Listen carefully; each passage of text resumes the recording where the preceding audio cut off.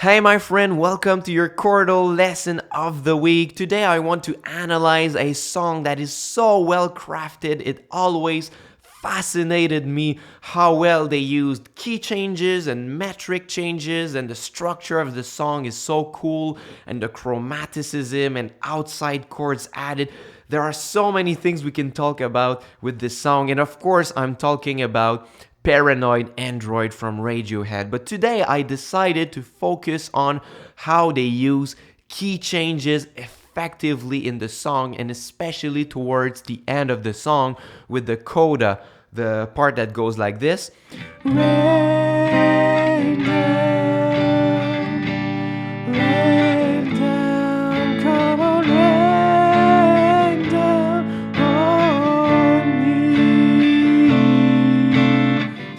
from the grave, from the grave.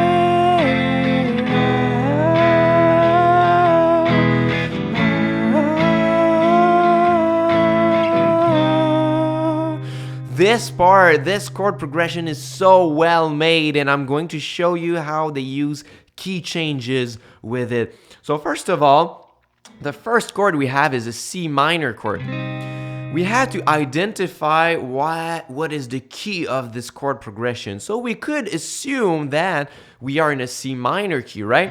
But one single chord, and especially the first chord of our progression, does not indicate what is the key most of the times. If I play any chord like this chord, if I don't have the context surrounding this chord, I don't know what is the key. So if I have this,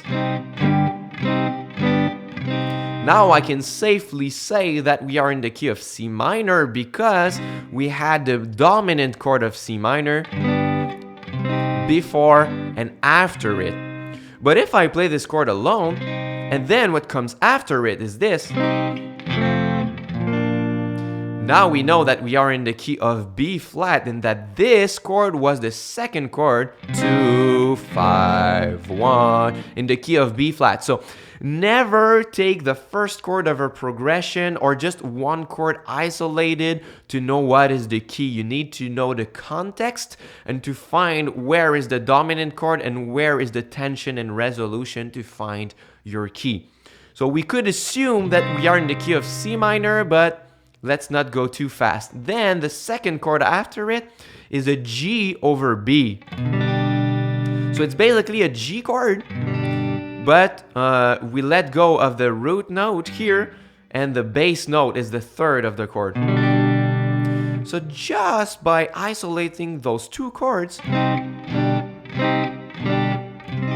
we can safely say now that we are in the key of C minor, because this chord is the fifth chord in the key of C minor, right? We have the dominant chord, the fifth one, and the root. 5, 1, 5, root. And especially when the fifth chord is major in a minor key, there is so much attraction and tension. This note wants to resolve here. So we can safely say that we are in the key of C minor. But wait, what happens after it is weird. So these are the first two chords. Let's go after it. Then the G chord over B transforms into a G minor over B flat. And this chord doesn't belong in the key of C minor. That's weird. Maybe it's just a passing tone. Maybe we will come back on C minor after a while. So let's go further. Then we have A major chord, which does not belong either to a C minor scale or key, right? It should be a A flat major, but it's an A major natural. So, okay, that's weird. And then the next chord is D minor, which does not belong to C minor either. So this is really confusing. We should be in the key of C minor, but now we have three chords in a row that do not belong to a C minor key. This is because maybe if you didn't even notice it, we have already changed key with those three chords. So if we isolate the three chords, This is pretty clear that the new key now is D minor, right? Because this one, the G minor over B flat, is just the 4 chord. And then the A major chord is just the dominant chord of the new root chord of D minor. When I play this, this is super clear now that the key is D minor, right? Super clear harmonic movement. So it fascinates me how they used only 5 chords and they changed so smoothly from one key to another. And we are talking about C minor and D minor. Those are keys that are still apart. They have 2 less flats in common. So the way that they use this chord here to transition into D minor is just genius, right? So this chord here, the 3rd chord, is what we would call a pivot chord. This is a chord that does not belong, or it could belong to, but it doesn't belong to our key. And eventually this is going to lead to a new key. So when we first hear that G minor over B flat, we don't know yet from this chord that we are going to modulate to a D minor key. We don't know it yet, but when we hear the chords that are after it, we can recontextualize this chord in our head now as just a 4 chord in a key of D minor. So even if you don't know music theory, your brain does that. It tries to make sense of what it's hearing, right? So now it all makes sense when you hear what comes after it. So even if this chord didn't make sense at first, now it does. And from this point, from this D minor chord here, the vocals, the melody of the vocals plays a D minor scale from top until to the bottom. It's like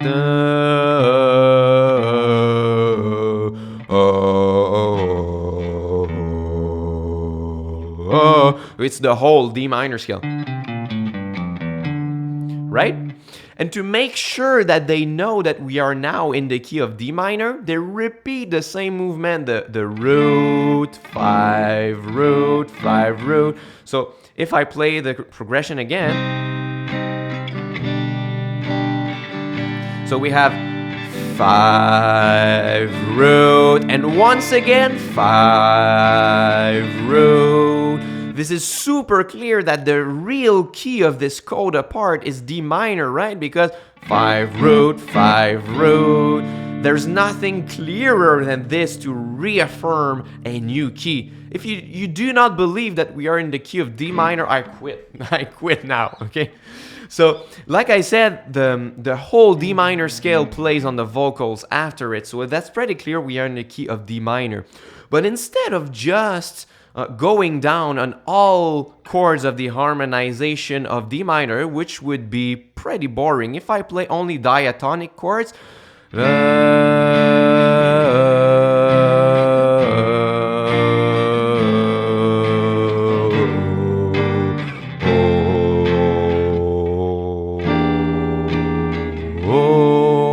this is a bit boring. So what they do is that they incorporate passing tones and inversions of chords, so it stays more interesting. So we have a D minor, and instead of a C, we have a D minor over C, which is a passing tone. Then we have the regular B flat chord, and instead of a plain A chord, they play a F chord over A.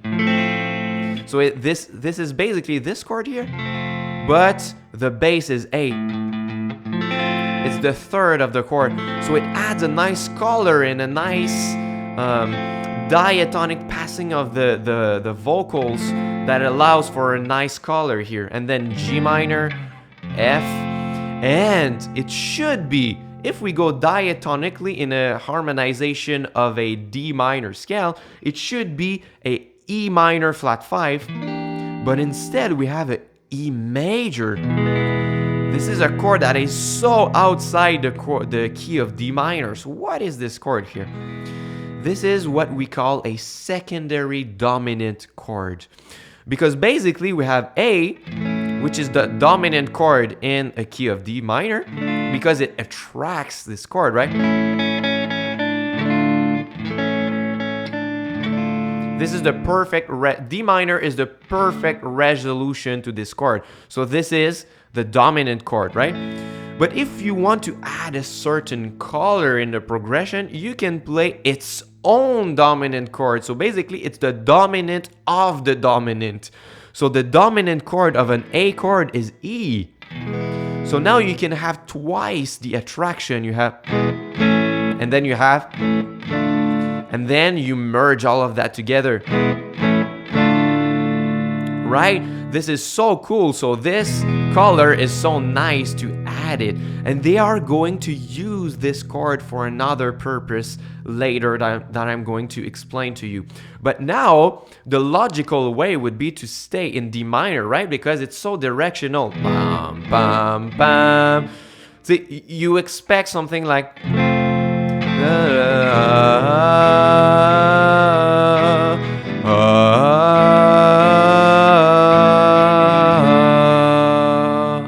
that would be a perfect ending for it. But instead, what happens is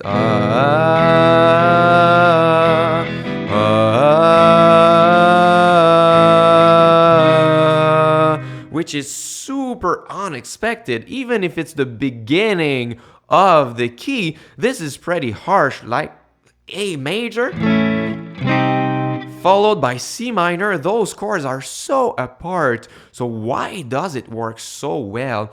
I think it's because of the melody of the vocals.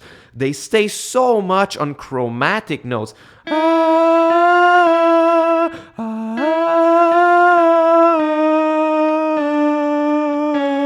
It's like, it's not even a scale anymore. It's just chromatic notes, right? So I think having this super chromatic melody only 1/2 step away each time helps us to make sense from this this big chord jump that shouldn't make sense otherwise. So I said that the E major chord has another purpose, and it is as a pivot chord, the same way that this chord was the pivot chord to go to a D minor key.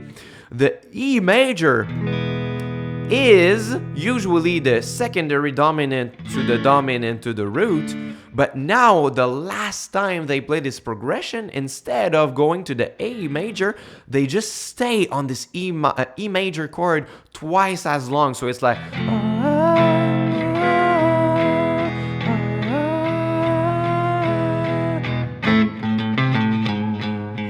So they use the secondary dominant chord as a pivot chord, so it becomes the primary dominant chord of an A minor key, so they can come back to their riff in A minor.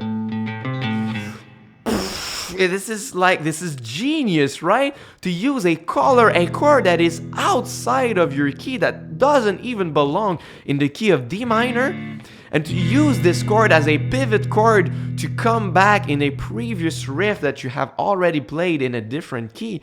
This is just so well made. And talking about reaffirming keys really fast, this is exactly what this riff is doing. This is clear after 1 second that we are in the key of A minor. Because this chord, right, it's the same as when we were doing... It's like... It's like the 5-1 root chord in A minor. So...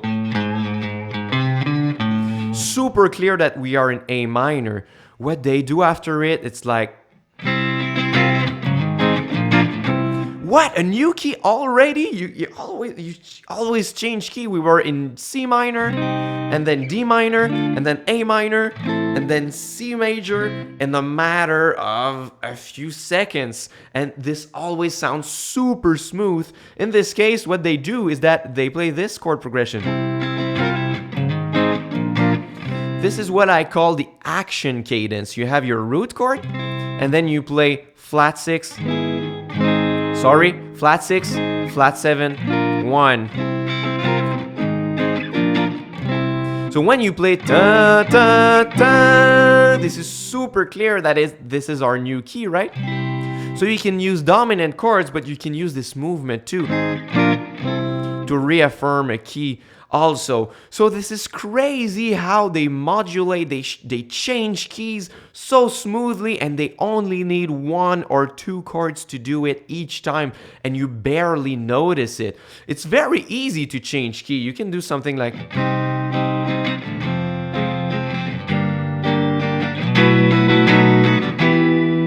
But when this is not smooth, right? I just use a dominant chord, I resolved it, and I changed my key. But this is not smooth. This is rude. It's like, bam, we change keys. Like, you notice it instantly.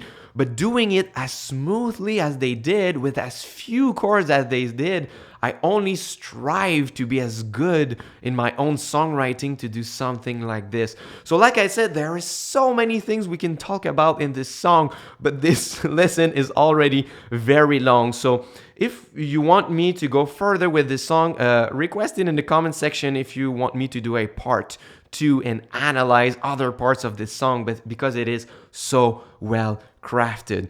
All right, let's end here. And if you are new on my channel and you like the way I teach about chords, I have a free course on my website. I teach about many cool chord shapes. This is a 4-part video series, and you can download the chord charts and the exercises. It's all for free. So if you are new here, click on the first link in the description box and enroll in my free course. It's my gift to you to thank you for watching my videos. All right, thank you so much for being here, as always, to all my subscribers and my viewers, and until next time, au revoir.